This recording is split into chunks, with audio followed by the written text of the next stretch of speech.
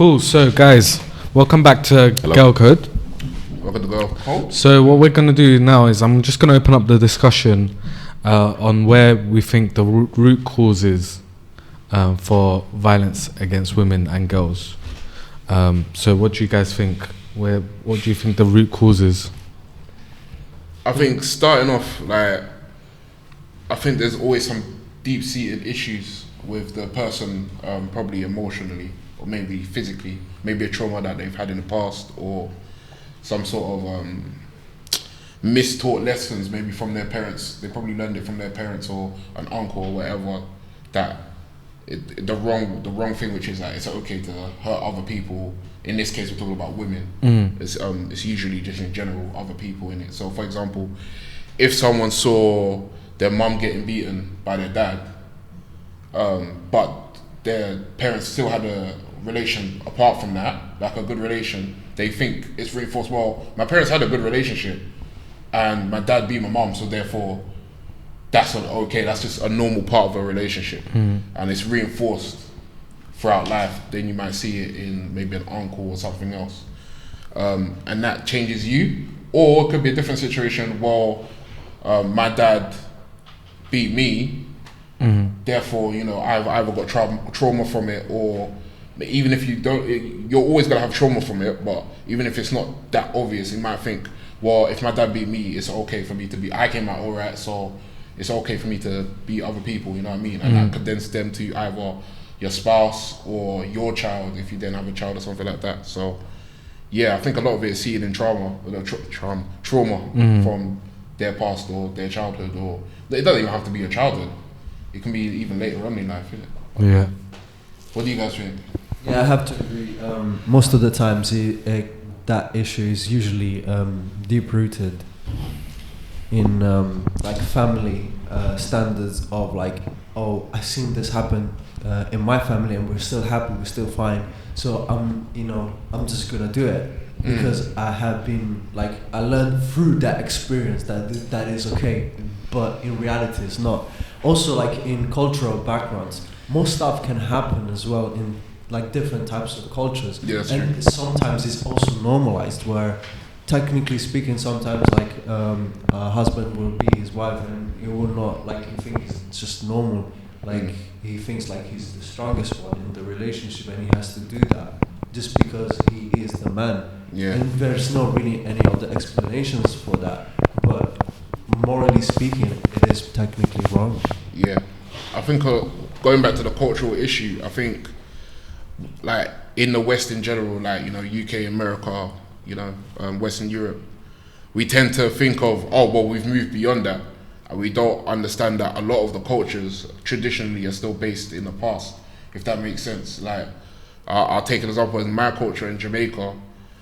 Beating up women is not accepted, but slapping a woman is seen as a normal thing. So, she pissed me off, so I slapped her. That's not an acceptable thing to do. You know what I mean? But that's seen as a normal, that's a part of a relationship. So a lot of the time we feel we've moved beyond as an overall society, Western society, but then there's still those cultural ingrained things where it's we need to bring those up to date and move, like you were saying, modernize them, bring them up to date, make sure people know that it's not okay to do that. You know what I mean? There's better ways to deal with a situation, you know what I mean? Yeah, I think for me it's definitely which I think touches upon what you guys are discussing as well, and it's that it comes from the idea on what men should be. It's the idea of what manhood is. So I think if we start tackling and changing the norms of gender, I think definitely we could improve on this kind of this issue, because I think in most cultures, especially in Turkish culture as well, it's seen these things are what men does or what men do. So I definitely think if we were to adjust the idea of what a man is, then we could tackle this issue for sure. Cool. So what I want to do now, before continue, I just want to expand on it as well. That it doesn't have to be also like just one way. It has to be like also the girl where like she has been like a terrible upbringing of like her getting beaten up by her parents, and when she like comes to her boyfriend or husband and she gets beat up as well, she's gonna like, oh, it's normal, so I'm just not gonna do nothing, and she's gonna have the mindset of, oh, I'm the one doing something wrong. So in that particular occasion, you get like a very toxic circle where you can't really do anything other than just like having someone just try to break that pattern. So Sean, is there anything you want to add? Or yeah, I think touching on what both of you have said, I think it's a matter of, when we're talking about the roots for violence, it's difficult because it stems from different places depending on where and who you are. So, like you said, there could be religious aspects or even, cultural aspects that somewhat, in a very messed up way, equate for men being able to put their hands on women as a matter of principle, in order to show a way and to show that they are the alpha male in the house and what they say is final, for example, and the women should be second to the man, even though the relationship should be equal. But at the same time, nowadays we're transitioning into a period where women are more, they're basically putting their foot down, and they're saying that regardless of what it was in the past with traditions, and based off the fact that, you know, our parents, we may have seen that as a kid where our father was putting their hands on their mother when their mother did something that they didn't like, but tomorrow morning everything was fine. So and my mum still loved me and my dad still loved me, so I didn't see it as a problem. But it's getting to now a point when we're becoming a lot more woke on the situations that go behind just seeing someone being abused now and the psychological effects it can have on people. But I feel like in order to transition past that, we need to sort of go back and see what the actual reasons were and what the things that triggered people in order to think that that was okay are first, before we can decide how to go about making sure that thing doesn't happen. I just feel like this is a subject that we don't speak about, but we all have such an input to give. So I think this is definitely a male issue also. You know, it's something that we as men need to tackle more so than women. So I think this is definitely like, it's quite nice to have, you know, you guys expressing how you feel about this issue. But for our viewers, I just wanted to go through 10 things men can do to prevent gender violence. So what we're going to do now is I'm going to read them out to you, and then we could discuss those do you want to discuss those them one suggestions. by one? So you say it and then we could. I mean, if you have an input, I'll just read them one by one. I'll leave enough space for us to have an input or not. We could just move on to the next one if there's nothing to say. So this says, number 1, approach gender violence as a men's issue involving men of all ages, socio-economical backgrounds, race and ethnic backgrounds. View men not only as perpetrators or possible offenders, but as empowered bystanders who can comfort abusive peers. Because you could always confront abusive peers. You could always come in and step in and do something if you see it happening.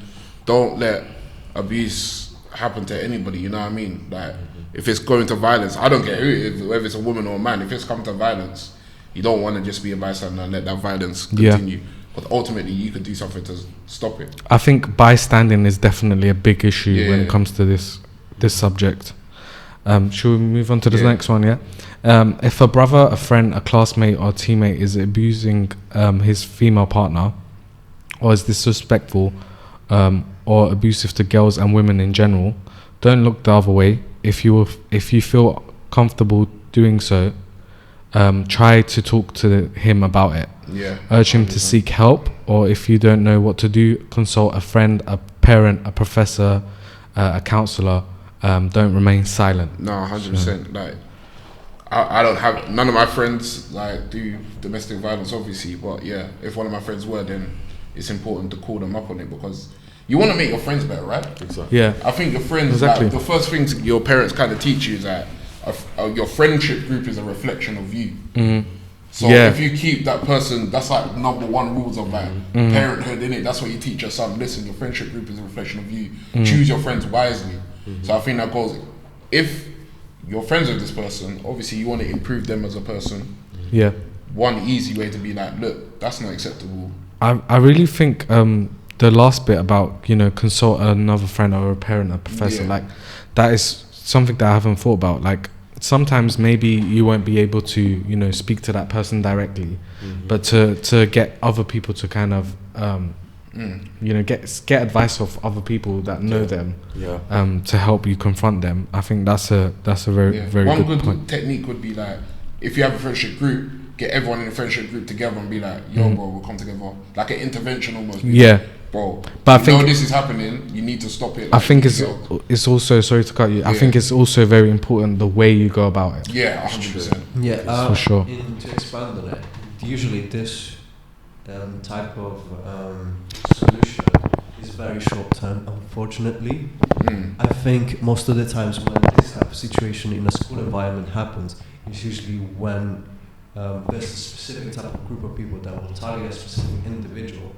And then most of the time, if there's one person that might think that is problematic, and most of the time there is one person in the group that thinks it's problematic, instead of approaching it and like coming back to the first point, which is bystander, they will be too scared to approach it just because we don't want to be excluded. And this becomes a circle of like social anxiety. And unfortunately, sometimes, even if you go to a parent or a teacher, they won't do enough for resolving that matter. So I feel like in this type of scenario, I think we should enhance and protect more people in this type of behavior, more so on the school system, because I feel like they usually don't do enough to protect the children in that place. There will always going to be a situation where there's going to be one individual, one girl targeted just by the way she looks, or even just because she is a girl. And usually what happens is just like a smack on the wrist, don't do that again.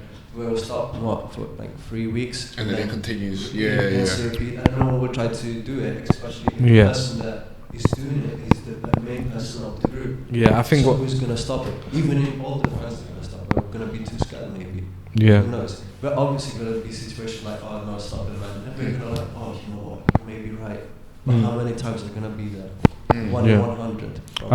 I think, yeah, I do agree with you that, you know, these are guidelines, but I think, you know, if you do have people that are, you know, a friend or a parent or a professor or a counselor that is a responsible person, then I think it's a good advice to, you know, that's to true. go to them.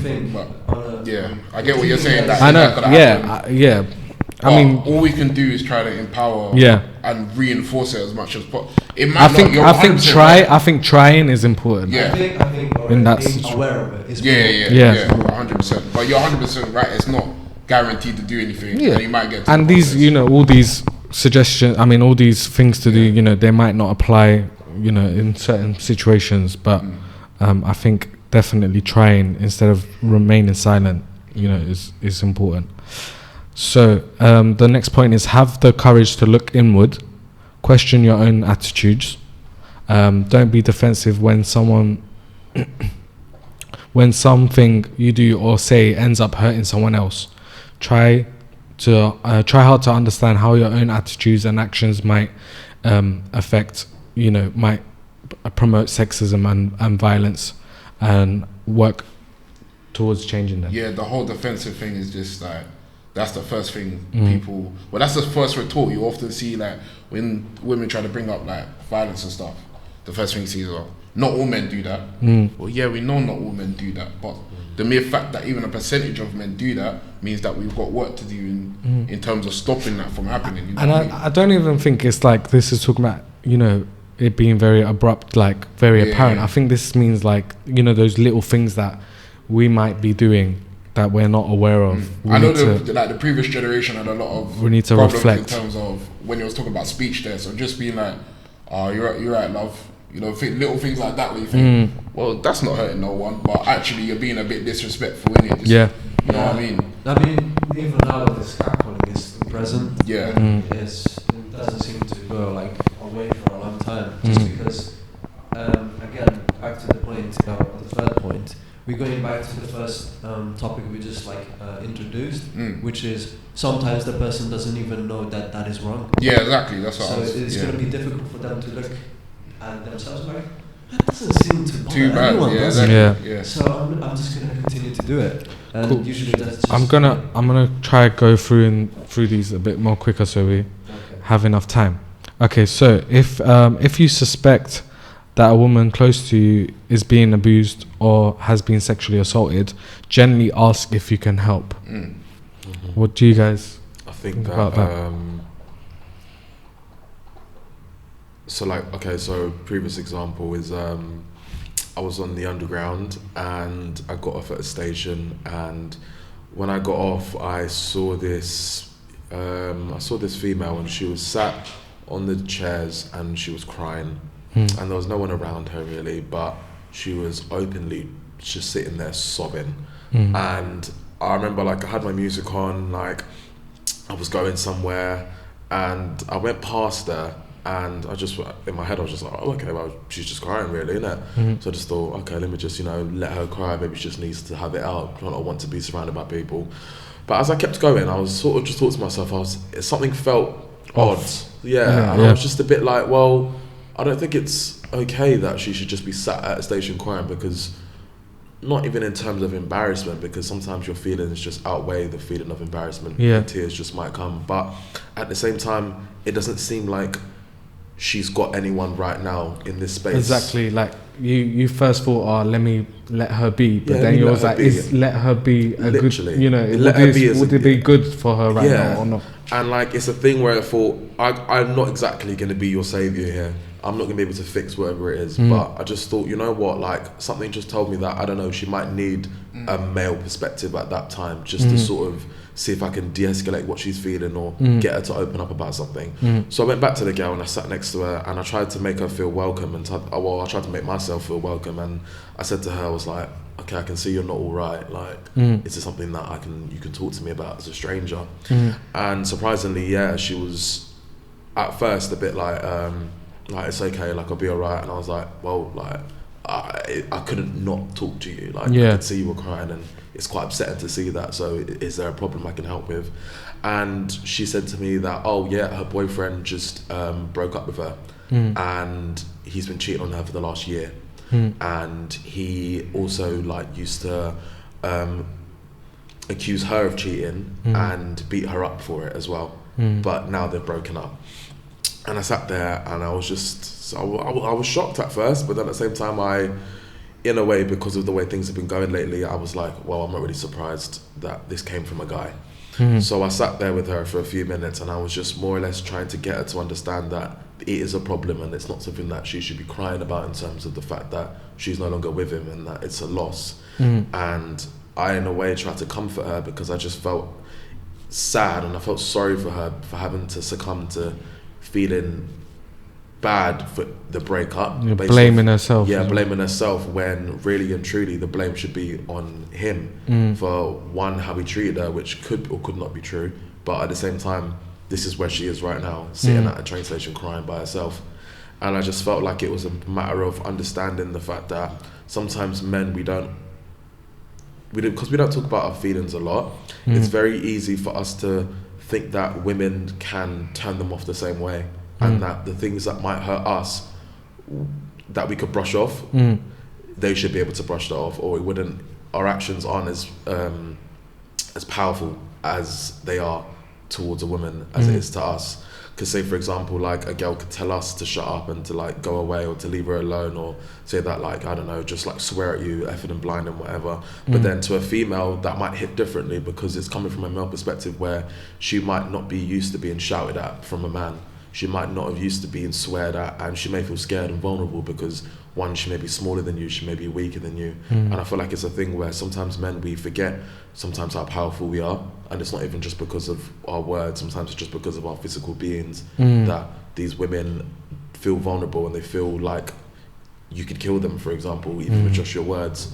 And I feel like, again, speaking on what you spoke about just before, self-reflecting is a massive thing that I feel like men don't get to do, because we don't challenge our own selves in terms of things like you said, catcalling. We have or ego. saying, we have That's an ego that makes it feel as if, well, to be honest, I didn't think that was a problem, so We I'm tend not to going weigh to take it things as up in the moment as well. Exactly. We tend to be like that example, the catcalling is just like, well, I said it in this context, we've known each other for how long? We weigh things up very quickly and be like, yeah, that's probably okay. We move on. We don't go back to think at the end of the day, oh, maybe I should have done that. Maybe we do sometimes, but I don't think we do that as much as women do. In terms of just going back and being like, or even something that's even better, going up to her and be like, yeah, I know I called you love. Are you alright with that? Do you want me to?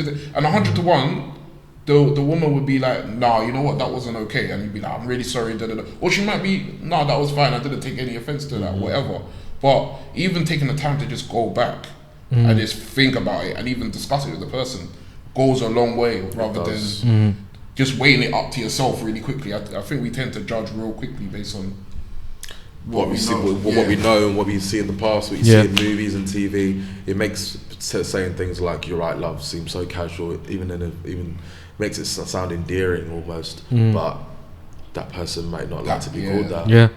And it's just one of them things where I feel like self-reflecting is a massive thing that allows us to be able to see within, like, what are the behavioural or the patterns that I'm following that are actually causing women to sort of feel scared or to feel vulnerable, that they can't really address because it happens every single day to them and stuff like that.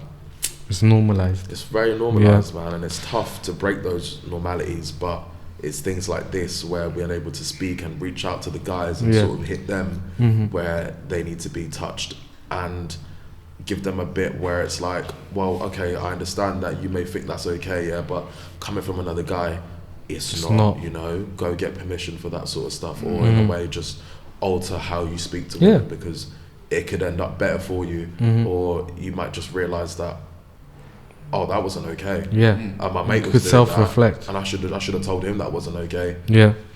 So yeah, it's a lot of things like that get normalised. We need to sort of, in a way, break the cycle of, I think. So the next point is, if you're emotionally, psychologically, physically or sexually abusive to women, or have been in the past, is to seek professional help now. It doesn't even need to be professional. Even just talking to your friend about it and be like, yo, bro, I've done these things I'm not proud of. That's the thing. I think professional help is definitely something that we men are closed off to. I don't know why.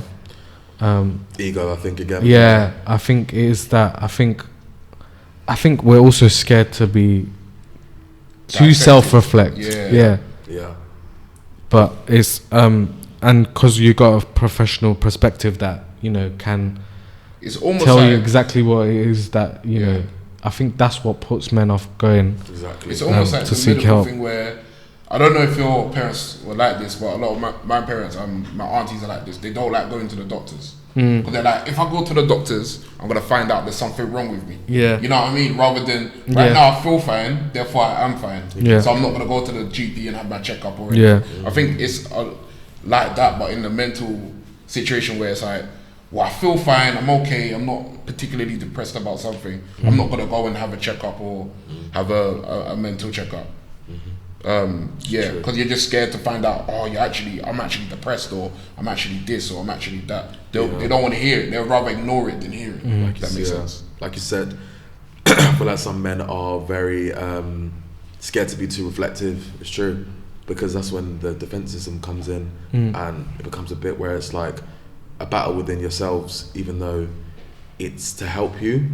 So like you said, sometimes I feel like it doesn't even need to be professionalism. It just needs to be someone close to you that can open up and be like, listen, like, we should talk about this type of thing. Cool. Okay, let's move on to the next one.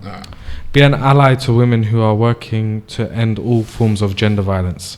Support work, support work, the work of campus-based women's centres. Attend Take Back the Night rallies and other public events. Raise money for community-based rape crisis centres and battered women's shelters. If you belong to a team or fraternity or another student group, organise a fundraiser. So I think this is more of a American version of what we could do. So obviously, if you go university and stuff, you know what? Even even just walking a friend, like a female friend, to the train, DLR, whatever you take, like tram, whatever you take in your local city or town, can do a lot when you're on campus, when you know what I mean? Like, obviously attending like the rallies and things help. Obviously showing your support and fundraising is great. But even the little things that you do, you may think, oh, I can't do all of that. But even a little thing like just walking a female friend to a bus stop, or you know what I mean? Like, taking the time to ask them, are you alright? Are you comfortable in this situation? Is there anything I can help you with? Even that goes a long way. So obviously there's grandiose things we can do, but there's also little things we can do as well, especially to do with campuses. I do definitely agree with joining events, that are, that kind of are based on with tackling this issue. I think 100%. I think we as men should definitely be more fighting for the rights and being out in the rallies and doing the protests and doing this. Because it's one thing to even... Because it's just support. You don't even have to know too tough about what the situation is. It's us as men being there that give women that, that sense of, like inclusion where it's like they actually care as well, and just by us doing it will reflect into the other men seeing it. And make sure that obviously you check in with your friends and make sure everything's all right with them. And even your male friends, make sure everything's going all right with them, because 100%, like we're going back to what we were saying before, a lot of the trauma deals with previous traumas they've had. So if you know your friends had either previous parent problems or anything like that, just go and make sure they're okay, and then that trauma doesn't then siphon down to them assaulting a woman or anything like that. Just make sure they're okay. Cool. So let's move on to the next one. I'm gonna quickly summarize the points because we're a bit tight in time. So this one says recognize and speak out against homophobia, because it links to sexism, and people are, men that speak about sexism can often be questioned on their sexual orientation. So a lot of men keep silent because of that. Homophobia is stupid at the end of the day. So it says, recognize and speak whoever another against. person sleeps with, that's their business. If you make it your business... Yeah, but I do agree. I think a lot of men that do speak out are questioned on those grounds, which is disgusting. I can't even... Anyways. And then the next one says, educate yourself, with other, go to read books, take courses, watch films, read articles, and find more about multicultural masculinity and gender inequality. So just educate yourself. I mean, I think there is definitely work out there that could help, men to realize, these kind of topics and what they should do about them. There's a lot of media online and books and stuff that you can... One Google search, you'll find a lot of material out there to learn about it. So this next point is really interesting, and I haven't... this was one of those ones where I was like, oh damn, I've never thought about that before. But it says, don't fund sexism. Refuse to purchase magazines, rent any videos, or subscribe to websites, that promote... that kind of thing, or portrays women and girls in a sexual degrading way, or in an abusive manner. That's big. That's big. That's something that I haven't thought about at all. Very easy, but not that it's very easy, but it's very. It goes unnoticed. You can do it without even realizing what your like you said, for example, like subscriptions, even things that you watch. You could watch, like, even if it's a cartoon or something like that, a lot of things control how we believe things are meant to be, or just even unconsciously how things should go. And whether it is like a series where women are being degraded or stuff like that, what we watch is sometimes what we act. And we're promoting as well. So putting money into that stuff is something that, So it's definitely really something we all need to look into. I'm definitely going to look into that, because it was a wake-up call for me. The next one is, I think, a very important point, and probably could help break the cycle, is mentor and teach young boys about how to be men in ways that don't involve degrading or abusing women and girls. Yeah. On the female side, they were talking about what we can do in schools and stuff. So a lot of that, obviously, those ages from year 7, secondary school age, I think it's a good time to talk about that.